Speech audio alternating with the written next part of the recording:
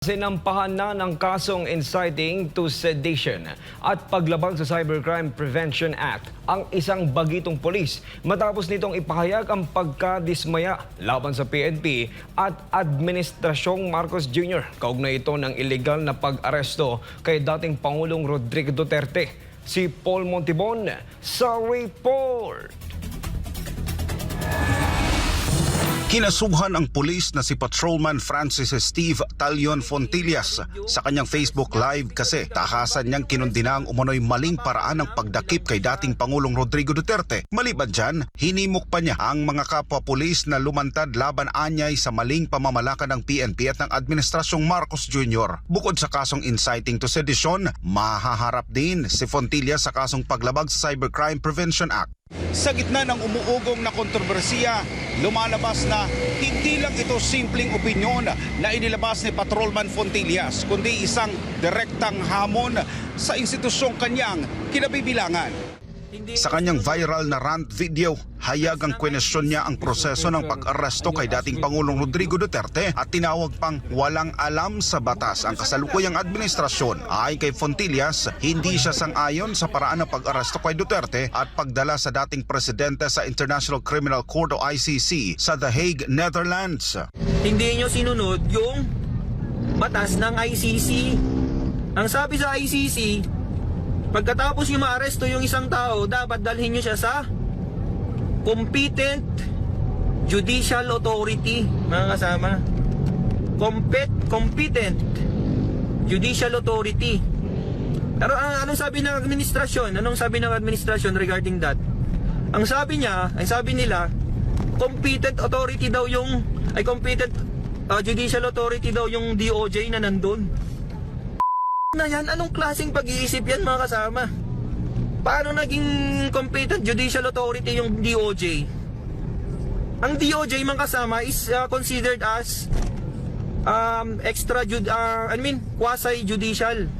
Quasi-judicial lang siya. Hindi siya fully competent judicial authority. Bakit? Korte ba ang DOJ? Dagdag pa ni Fontillas, tila walang alam sa batas ang administrasyon ngayon, ipinagmamalaki niyang bagamat isa lamang siyang patrolman, mas nauunawaan niya kung ano ang tama at mali. Bangag talaga tong mga to, no? Walang alam sa batas. Kawawa naman ang Pilipinas kung ganyan. Ako, patrolman lang ako, mga kasama. Hindi ako abogado, pero may alam ako sa batas. Hindi ko naman sinasabing alam ko lahat, pero may alam ako sa batas. Judicial authority is a court. Villamor Air Base is not a court. And DOJ is not a court. Sa kabila ng kanyang mga pahayag, nilinaw naman ni Fontillas na wala siyang kinakampihang sino man. Para sa kanya, may mali sa pag-aresto kay Duterte at ito lamang ang kanyang ipinaglalaban. Clarification lang. Hindi ako maka Marcos, hindi rin ako maka Duterte. Ang akin lang, ang sinasabi ko lang is mali yung pagka-aresto kay Duterte. Kapag unlawful yung pagka-aresto sa kanya, ang mangyayari sa kanya, magiging invalid yung arrest niya. Ibig sabihin, kapag invalid yung arrest niya, mapapawalang bilanggo siya.